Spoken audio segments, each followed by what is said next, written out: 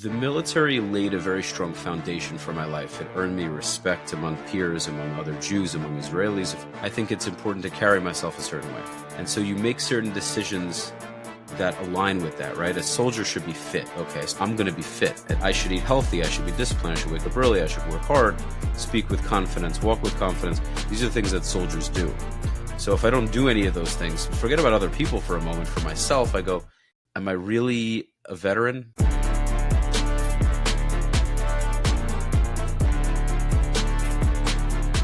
Welcome back to the show, Schmoozers. For those of you that are new here, I am David Cobby, and I'm excited to bring you the podcast where I schmooze with proud Jews about their personal brands. Make sure you're following the show on Apple Podcasts and Spotify so you'll never miss another episode. Here with me this week is someone who is also a passionate, young Jewish man who is building his personal brand through his podcast, Soothing Semantics. Today, you're going to hear all about his stint in the IDF and how his experience serving the Jewish country has helped him mentally prepare to succeed in real estate. Please welcome to this week's episode, wannabe Sephardi Jew, Rafi Pinsky. Rafi, how we doing today, brother? Best way of bringing it in, bro. The wannabe Sephardi Jew part. Absolutely.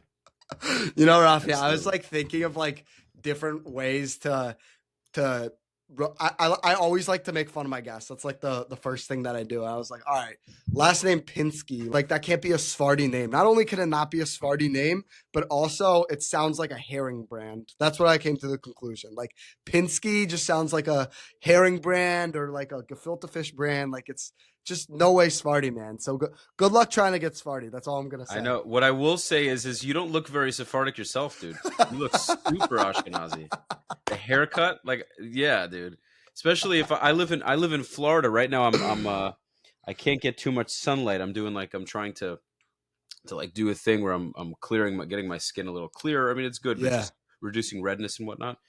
So, but I tan well as an Ashkenazi. Yeah, so looks wise, you're not doing too well, bro. You should see me in the summer though. Like I get pretty tan. It's just like the winter. No, but people, it's funny because like people will come up to me and they'll assume, oh yeah, like you're an Ashkenazi or you're 100% Ashke. I'm like, nope, that's not the case. Like I'm half Sephardi, even though I might not look like it. But hey, at least my last name sounds very Sephardi, no? That's true. More definitely more so than mine. I actually want to change it because I think that we should kind of move away from Ashkenazi last names. I think it's we're kind of too Ashkenazi. We're kind of too stuck in Europe, and it's I think it hurts us in a way. I get that. Yeah. No, it's Rafi, I gotta ask you. So you served in the IDF. Mm-hmm. Right. You didn't grow up in Israel. What made you go to the IDF? Like what, like you're living in America, in Brooklyn, you're from Brooklyn. You don't need to go to the IDF. Why'd you decide to do that ultimately? Well, I love guns. I think guns are cool. And I actually wrote it in my elementary school yearbook in high years from now, I'm going to be an IDF soldier. And at the time I didn't think I was going to do it. I just wrote it down. I said, all right, can I curse on this? Here and there? Do you care? Absolutely. Right. So I was like, I'm not going to do it. There's no way it's going to happen. And I would say I was pretty scared at the time to do something like that, when I was a little kid. And sure enough, the curse isn't happening right now. It may happen. I'm waiting for it. I know you're waiting for it. You're like, wait. Before is he gonna drop? Is he gonna drop the B? What's he gonna say? I know. I feel like I'm waiting for like an Israeli swear word or an Arabic swear word. That's what I'm really. Yeah. We'll see. We'll figure it out. Okay, it depends on what's relevant. So anyhow, I find myself in my early 20s at 21, going on 22. I'm with my friend in the gym, and I said, hey, dude, I need to do this. For me, I had this gut feeling that, not even a gut feeling, but I had something pushing me inside, a feeling in my soul that it needs to be a part of my journey. And I wanted the military experience. I felt I had the mental strength, the physical strength. I was in good shape at the time. I would say I'm in better shape than I was even then. and I really wanted to experience the training, and more than anything else, I wanted to be part of the Jewish army. To me, having a Jewish army after such a long time in exile, thousands of years of you know, being kicked out from country to country, being a minority in other people's lands, we finally have our own land with our own military. I said, I need to experience this. I need to be a part of it. I saw so many videos of Israeli soldiers doing these hikes on these mountains in the sunset, wearing all the gear, wearing the helmet with the gun, and there was, I needed to experience that. I couldn't just watch it on YouTube. I couldn't just Hmm. watch it on social media. I needed to be involved, and so Hmm. it got to a point where I knew that if I didn't go, I would be that old grandfather regretting it in my rocking chair, and I just wasn't going to be that. I wasn't going to be that person. So did you grow up religious? Like what? I grew Like up modern Orthodox. modern Orthodox. Okay, so from your area in Brooklyn, was it a common thing to go from, you graduate high school, and then typically kids will go on a gap year, but did you go right into IDF, or you did a gap year and then into the IDF? I did, yeah, I did very interestingly. Actually, I did it very differently than most people do. Okay. I initially went to college for a year. I wasn't even planning on going to yeshiva, Okay. but I did all of them. So I went to college my first year thinking I wasn't going to go to yeshiva. Then I went Hmm. to yeshiva for a year after that. So I did it backwards because my buddies, my high school buddies, many of them went and they're like, you have to go. It's an amazing experience. I was like, all right, fine, whatever. I'll check it out.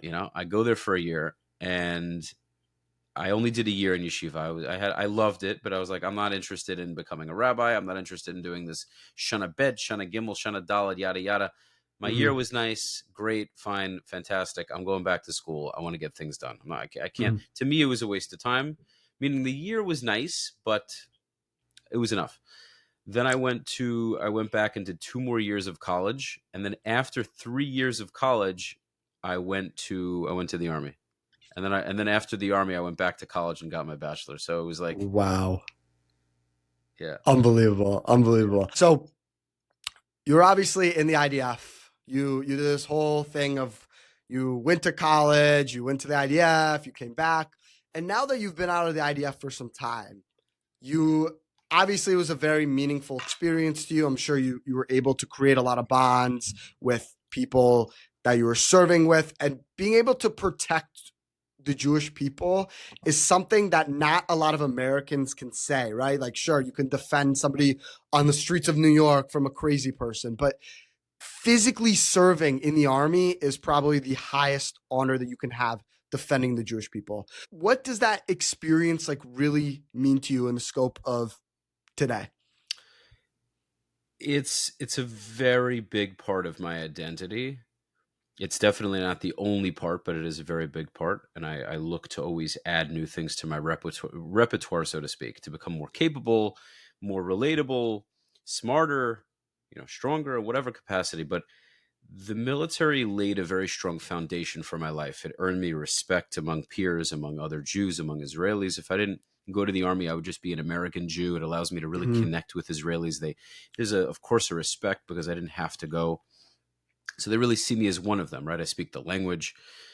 Really helps me day to day in business. It helps me with, the podcast. If I didn't join the army, I would have my words would hold less weight. People give my thoughts on Israel a lot more weight because I was there on the ground and saw it firsthand, experienced it firsthand, versus being an American Jew who just has opinions, who read things, maybe went to the country a couple of times on vacation. And so it really changed my life drastically. I do think I used it to the I really squeezed every last ounce out of it that I could, you Mm-hmm. know, because there are some American Jews that go to the army, and they're not necessarily so disciplined when they come out of it. It's an interesting thing, but you'll find IDF guys that come out that don't really work out afterward. They don't really go to the gym, and you kind of surprised. You're like, this guy doesn't really look like he was in the army. So I think it's, or not even just the workout thing, but they aren't necessarily so disciplined. So you don't really see them as a military guy per se. And I think it applies for the U.S. military too. I think it's a conscious decision where you make that your identity and you allow it to fuel other decisions, right? You see yourself in a certain way, and so you act in your everyday life in accordance, right? Hmm. So, okay, well, people know me as this person, so I think it's important to carry myself a certain way, right? And so you make certain decisions that align with that, right? A soldier should be fit. Okay, so I love going to the gym anyway. I was going to the gym before, but a Right. soldier should be fit. I'm going to be fit. I think it just makes sense, right? Hmm. I should eat healthy. I should be disciplined. I should wake up early. I should work hard, speak with confidence, walk with confidence. These are things that soldiers do. So if I don't do any of those things, forget about other people for a moment. For myself, I go, am I really a veteran? You know what I mean? And so Yeah. it's allowed me to continue to make pretty good decisions, Hmm. aside from the things I mentioned prior, in terms of the podcast and what have you. Totally. Wow.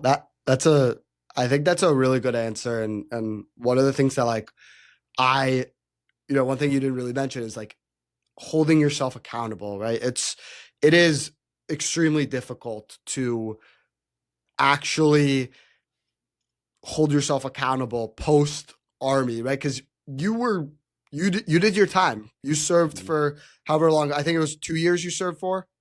A year and a half. Year and a half. So you served for a year and a half, right? You didn't have to do that, but Mhm. now it's kind of trickled down into your daily life where you go to the gym, you work really hard, you eat very healthy. So I feel like that's so important to who you are. And earlier you alluded to how in real estate, being an IDF soldier has helped you with not only your I guess like presence and like showing. I mean, like if I saw you on the street, I'd be fucking scared of you, Rafi. I'm not gonna lie. So like, I'm sure in real estate, like that shit gets you deals done pretty quickly. Real estate isn't necessarily such a hard business to conduct. It's things are pretty. The transaction itself isn't that complicated. What's Mm-hmm. complicated is what happens along the transaction, the Interesting. emotions, the largely the emotions, but also things just go wrong, right? Mm-hmm. Unexpected circumstances. You have to be a very good problem solver as a realtor, and you have to understand the client's needs, and more so, you have to be incredibly patient and be willing to get rejected, to fail, to not have money coming in for a period of time. It's a long-term business. It requires a lot of patience. It requires a lot of social uh, uh, ability. You need to be very socially aware, very emotionally connected. You really are a therapist half the time. So Interesting. so I've had my struggles in this business, no doubt Mm-hmm. about it. I'm not listen, man. I'm not a millionaire. I'm not making enormous amounts of money. Mm-hmm. I will. I absolutely will. I have no doubt. And I've had, thank God, very good experiences. I've had great, closings. I have great clients, but it's a grind. It takes time. Yeah. It really takes time to earn your keep. And I would say there's competition out there, but a lot less than you think. Because with sales, most people aren't really putting in a lot of work. Do you think social media has kind of glorified real estate and how easy it is to break into it? Because I personally, I feel like real estate, again, outsider looking in, it's a tough business, like you said, to maintain those client relationships. I feel like switching costs are pretty low, right? You're there's a million real estate agents Mhm. out there. It really comes down to a matter of connections. So cliche, but that's what it really comes down to. But on the social media end, real estate obviously is a business that you could break into if you have the effort. But do you feel like it's a little bit glorified on social media because people are just Massively, posting? massively, massively. I mean, I think having a social media presence is key. I think any business should implement social media, to be honest, even doctors, Mm-hmm. lawyers, anyone. This is the world we live in, but there are a lot of agents that really put on a very good show on their Instagram and Mm-hmm. don't really do the work that's necessary. They don't do the boring work. They do all the glam work. And in order to be a great agent, you have to be willing to do the boring things. You need to make the Mm-hmm. calls or go door knocking or send mailers. if you do social media, you have to do it very consistently. And I believe you actually need to be a good agent and know what you're doing. It's probably going to take time, and you're going to have to be incredibly consistent, like anything else. This is a rule of life, whether it's Totally. podcasting, whether it's real estate, whether it's working out. If you don't have the ability to see something through, even when it seems like it's not going your way, even if it takes fucking years, you're not built for it.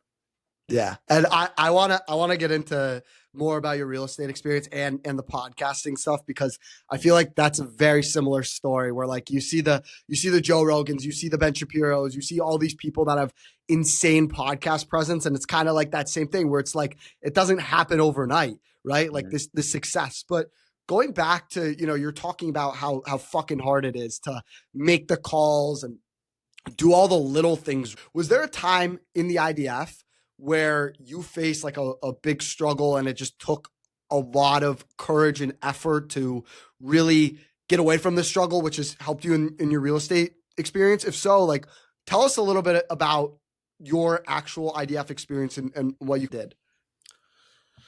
All right, it's a broad question. Truthfully, once training was over, I realized that I had a lot more in the tank. I didn't go to a special forces unit, and I know I could have. I know I just was. I'm a tough dude, and I didn't grow up with an easy life, and so mentally, I had more in me than I needed. It was tough. The training was tough. Don't get me wrong. It kicked my ass, but I had more in me. I could have done harder training. I could have done longer training. Wow. So. I'm not saying that to say that it wasn't tough, and I'm not saying that to brag. I'm just speaking the truth. It's just what it is. And then the experiences are a whole different story in terms of being in active duty. But parts of training that just really sucked were when we're in bumblefuck nowhere in the desert, and you're hiking the entire day, and it's hot as shit. And you're, sweating is such an understatement, bro. You're beyond just soaked full of your body. You're just soaked the whole day, and everyone, you stink, and everyone else stinks, and you're wearing the same clothes for who knows how many a week, if not longer. And at nighttime, it gets very cold in the desert, so all of that sweat becomes very cold. Imagine taking a hot shower, going out into cold New York winter. After a hot shower, and you didn't dry off, you're wet. Yeah. Imagine how horrible that feels.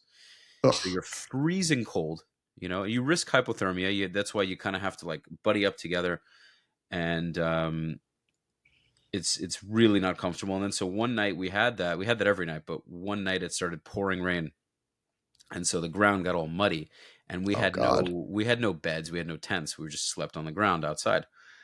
And so I'm sitting there, and it's pouring rain, and the floor is muddy, and I'm sweaty and gross, cold. I'm hungry. I gotta take a shit. Excuse my French. You're allowed to swear. I had to drop a deuce. So I'm cold as shit, and it's just hard. Like every sensation is just bad, right? Hungry, not checked off, need the bathroom, cold, sweaty, tired, right? Like all of these emotions are just like bleh, Yeah. And I feel like shit. Every part of it sucks, right? Yeah.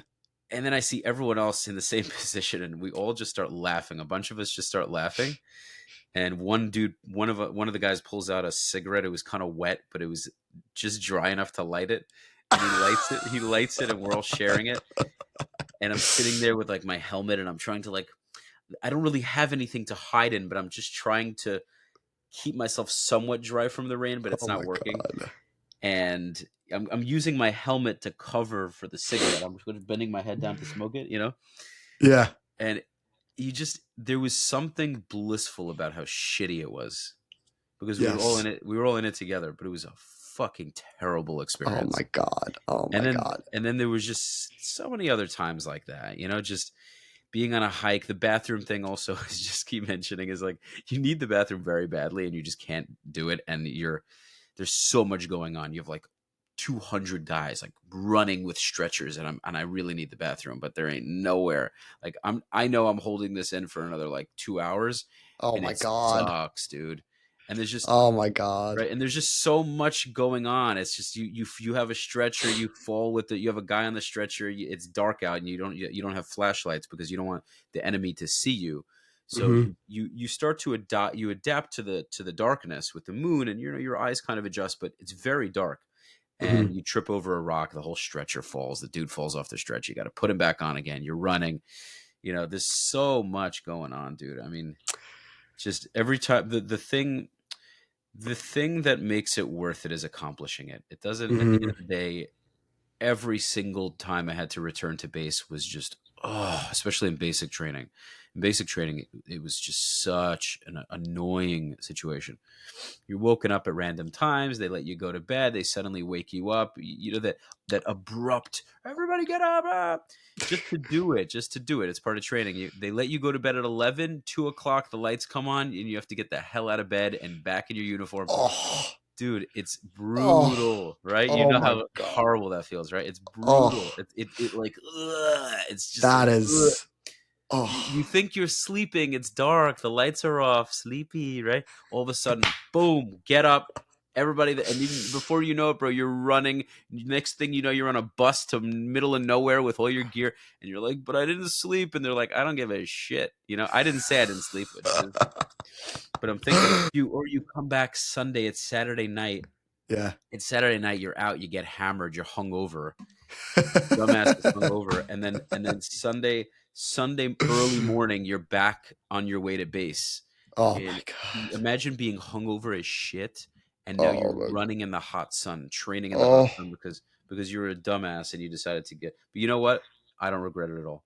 oh my God. Oh, that is, Yeah, that's horrible. I mean, listen, this makes so much sense because before this interview, we were talking on the phone about how Ashkenazis, you claim that Ashkis are soft people, and I honestly, like, I hate to say it, but I feel like a lot of American Jews are a little soft because yeah, we've now had, you look from 1940s to now.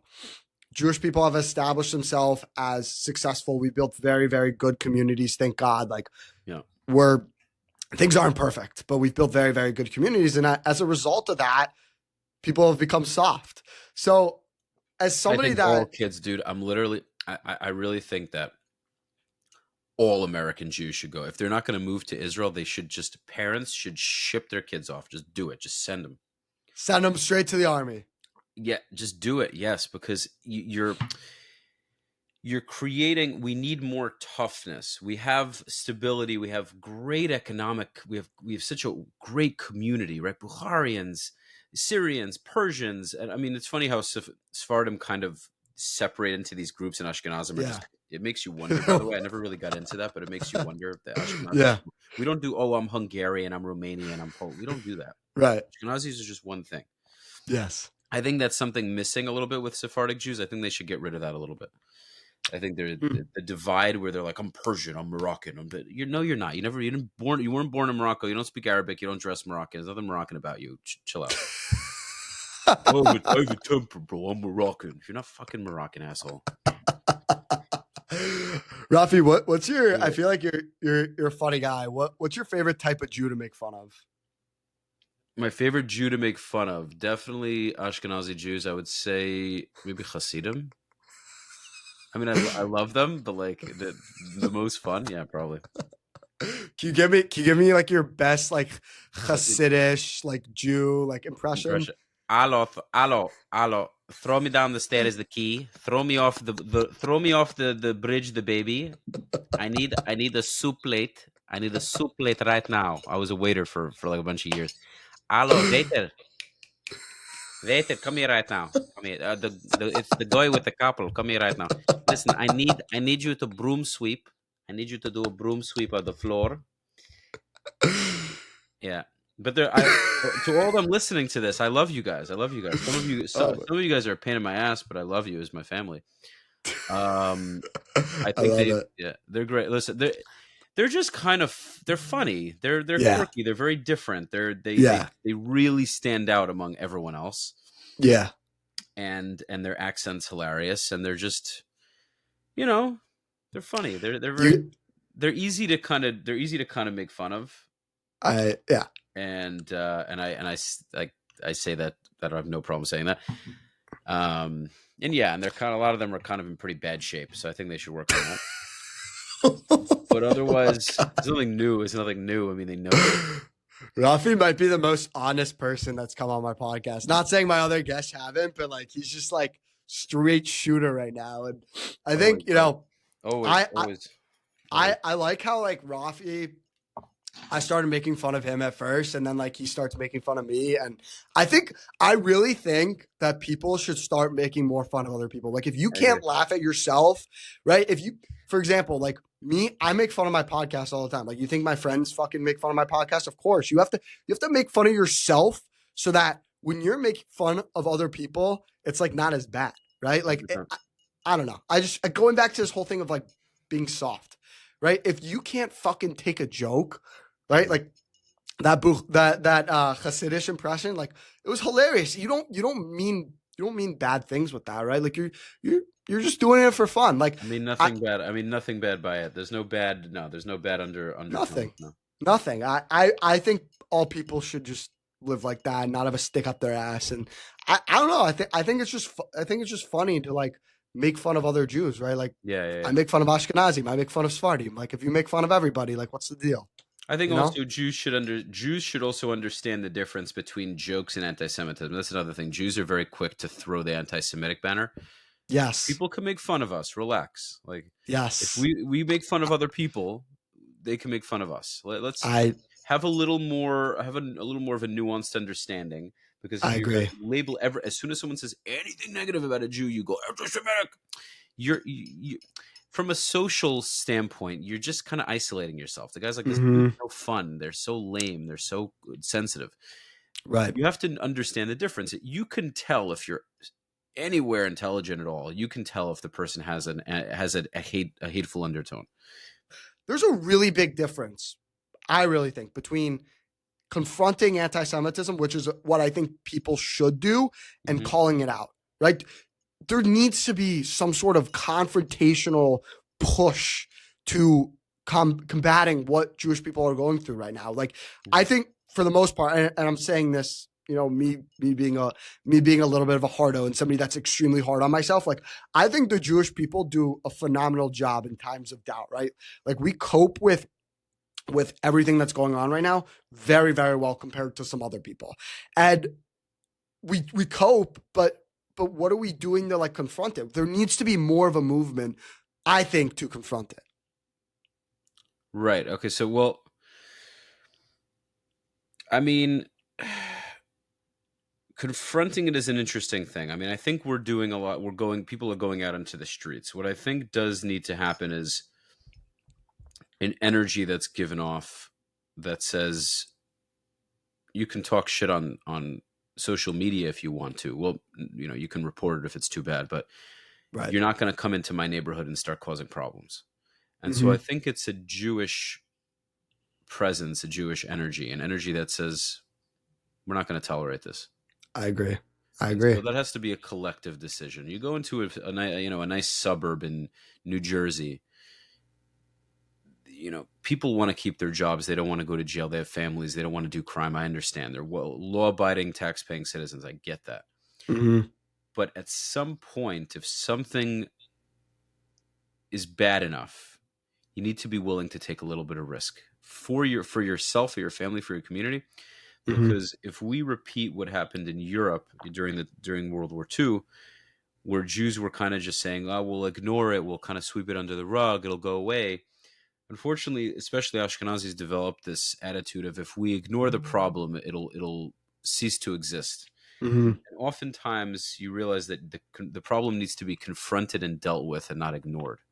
And a lot of people are afraid to deal with the problem because they worry that their life is going to take a massive hit if they do. They may lose their job, they may get arrested, they may go to prison, they may be killed, they may be injured, they may endanger whoever.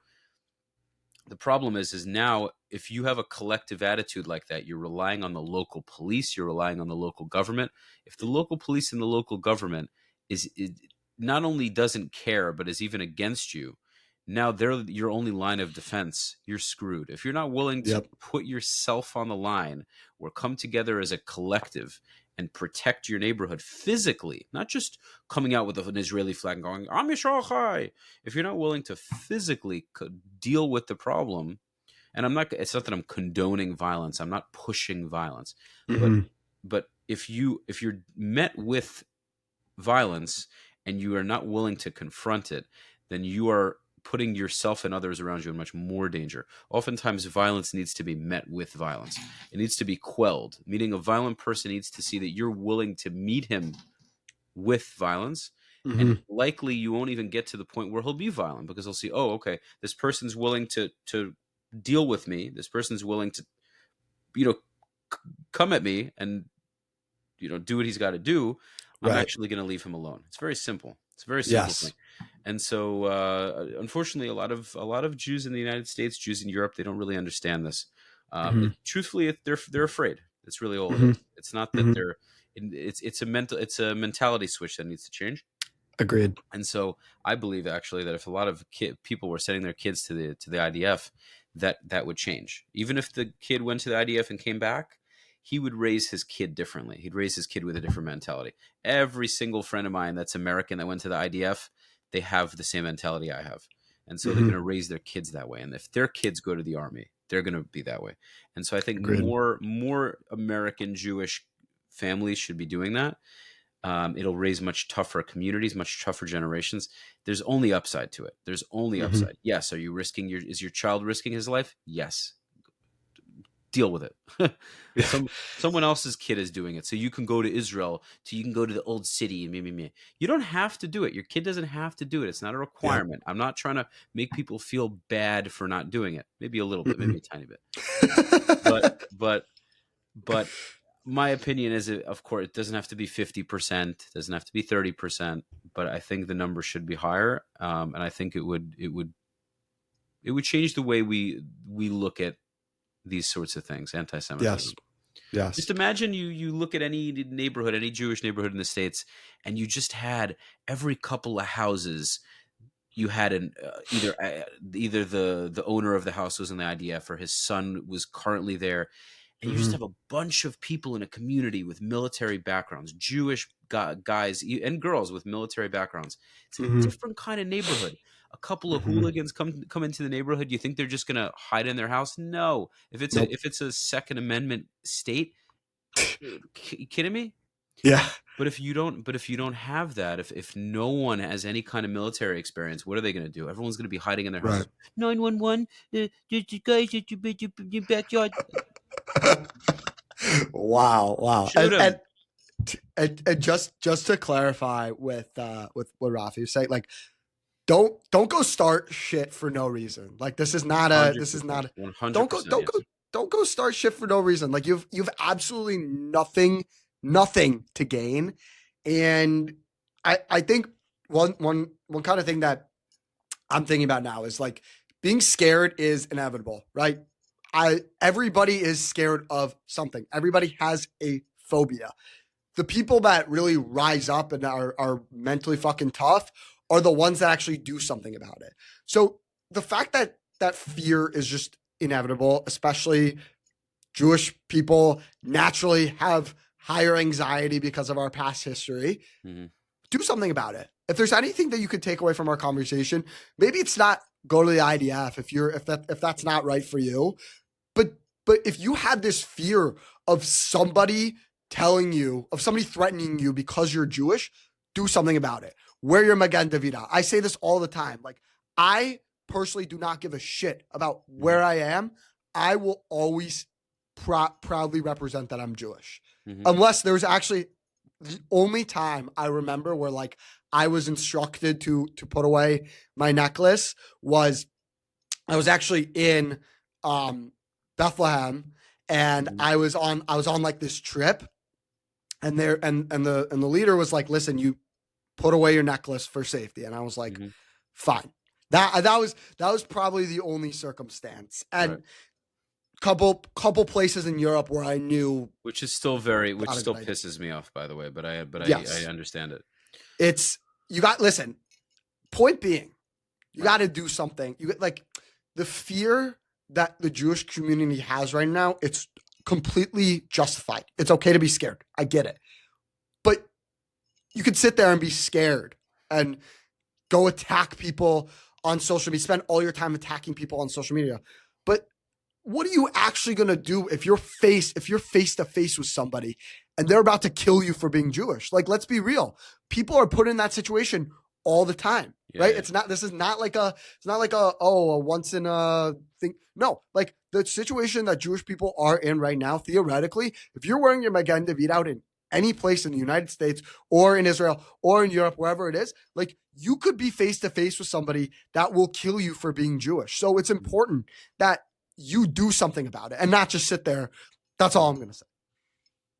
Yeah, it's very true. Yeah, if you're not going to go to the army, at least take up a martial art. At least build some muscle. At least look a little more intimidating. Yes. I think these are things that are important. I think absolutely. A lot of the time, having enough of a deterrent will be what the people will leave you alone because they don't know, right? They don't really know who you are, what you're all about. So if you carry yourself a certain way, a lot of the time people just won't bother you. Right. So Rafi, to go deeper into what I really wanted to get on this conversation is your podcast, Soothing Semantics. A lot of people, first of all, I know you started your podcast around COVID. So a lot of people started their podcasts then, but there were very few people have been so consistent to the point where they've posted, I think I just saw you released like your 200th episode, correct? 201 to be exact. 201. I was off by one. But You've been so consistent with your podcast. And I got to ask you, as somebody that just started in the podcast game, who's really, I'm going to be honest, struggling to get views and on social media, working my butt off for these videos, spending a lot of time and energy and money on investing to make my podcast look more polished and cleaner. Like, what keeps you going, man? Like, it is so hard to get views and really get people to listen to your podcast. So what keeps you going? Well, first of all, I very much believe in what I do, and I think I have a skill for it. I think I really do have a natural talent for conversation, communication, getting along with people. But I'm also very willing to disagree, very willing to say blunt things. You know that about me already. Yes. And so I think that I have a very good combination. I can have very cordial, nice, respectful discussion with people if I agree. Mm-hmm. And I can also match someone's energy if I vehemently disagree and they're being an asshole, and we have to kind of even the playing field. There are a lot of avenues I can take with this podcast, and so I feel like I can really cover a lot of the bases. And I don't just talk about Israel; I talk about a lot of things. But I see myself doing very, very well with it. I see myself having a very big channel one day. I see it. I can envision it. And so to me, I just have to keep doing it, keep getting a little bit better, upgrading equipment, allocating more funds, building out a real top of the line studio eventually. And the excitement of constantly building and getting a little better, doing more episodes, getting to these milestones of 200 episodes. It's a fucking incredible milestone. Unbelievable. Eventually getting to 500, eventually getting to 1,000. When I eventually have 1,000 podcasts, I mean, that's just insane, Yeah. Insane amount of podcasts. People, you did 1,000 podcast episodes, I won't even believe it probably, but it'll happen.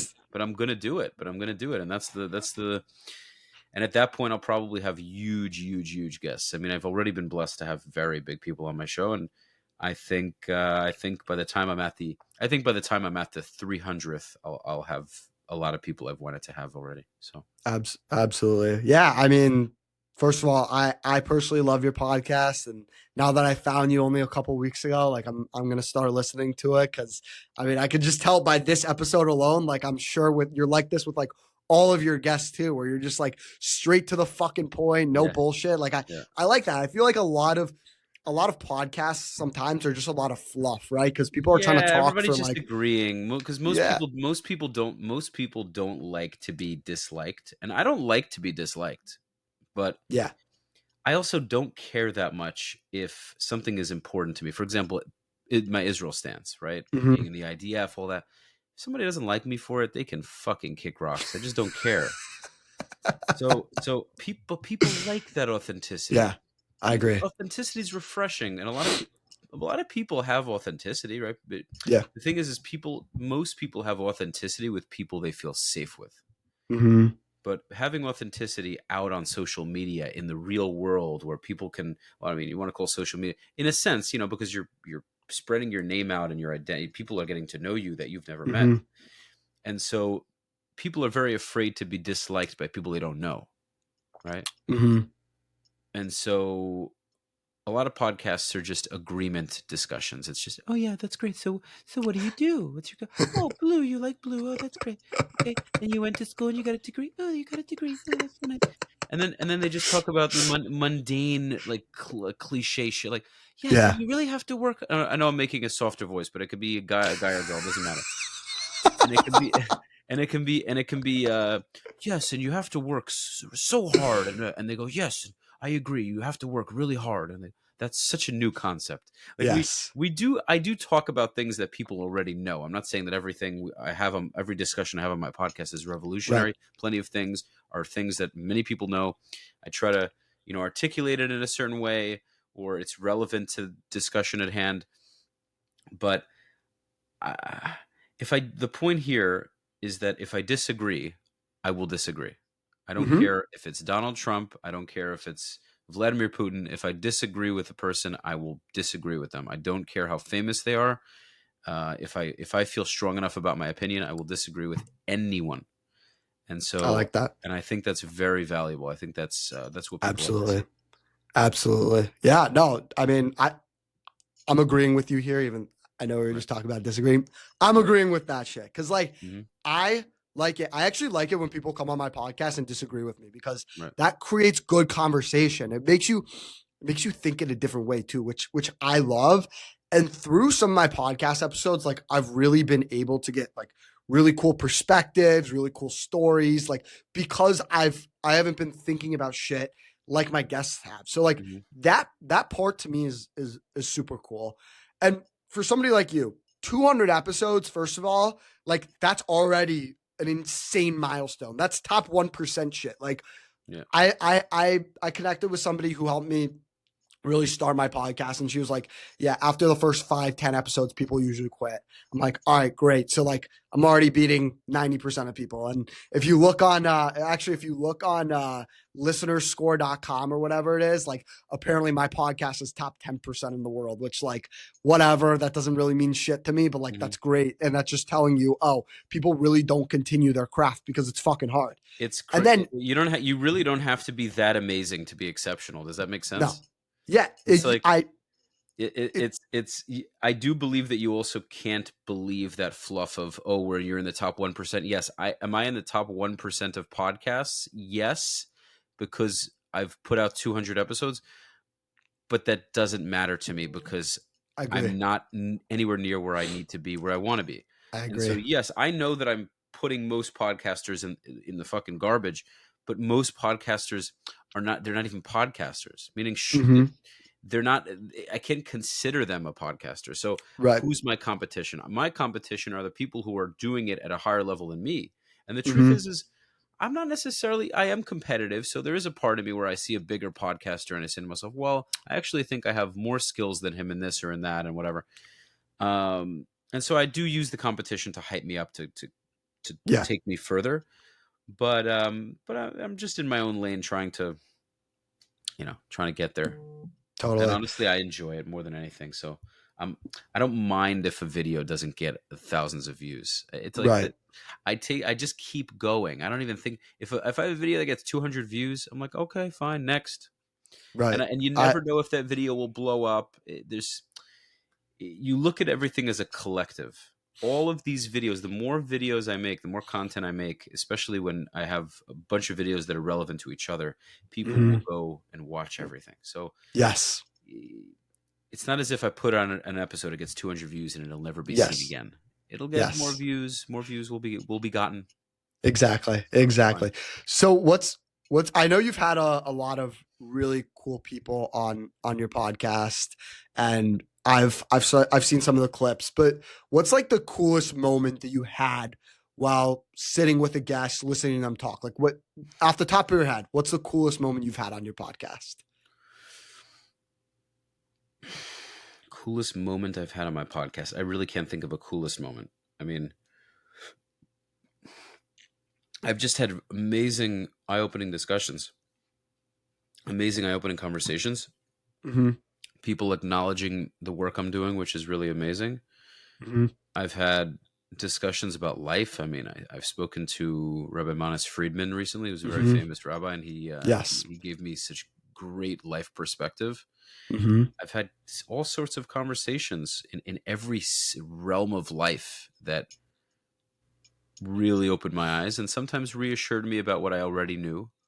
Mm-hmm. Hearing it from an older, wiser, better studied, somebody who can really confirm that the thoughts I'm having are actually sensible and logical, Mm-hmm. which allowed me to kind of close the book on it and say, well, not close the book on it in terms of not wanting to do that thing or have that belief, but in terms of saying, okay, I'm not crazy. This is not just some far-fetched idea. Let me hold on to this. This makes sense. Right. Right. And so those moments are very valuable because it Mm-hmm. makes me realize, hey, I'm actually good judgment of character, or I have good judgment. Right. I'm going somewhere with this. And so Mm-hmm. when I have a guy who's double, triple my age saying it to me, I go, okay, I'm onto something. Yes. Yes. I know what you mean, man. Yeah. All right. So I know we're running out of time here. So I got one final question for you, Rafi. So you have your podcast, real estate business, IDF experience. You're very vocal on social media about things you're passionate about. As somebody like you who's continuously improving, has that kind of like dog mentality where you just want to get better every single fucking day, whether it's your podcast, whether it's you want one more real estate deal, one more phone call, whatever it is, what are you doing to try and improve your brand, your presence, your online presence, whatever it is? What are you doing to continuously make sure that you are not only being held accountable, but also actually getting results from your improvement mentality? It's a very good point. I think I have a good answer to this. I Okay. think you have to know your strong suits and your weak points. I think you have to have enough self-awareness to know I need to kind of create barriers, or I need to create ways to make this thing easier so that I don't forget or I don't slip up. So for example, if you're someone that doesn't necessarily like to eat healthy and you also hate cooking, buy a meal plan.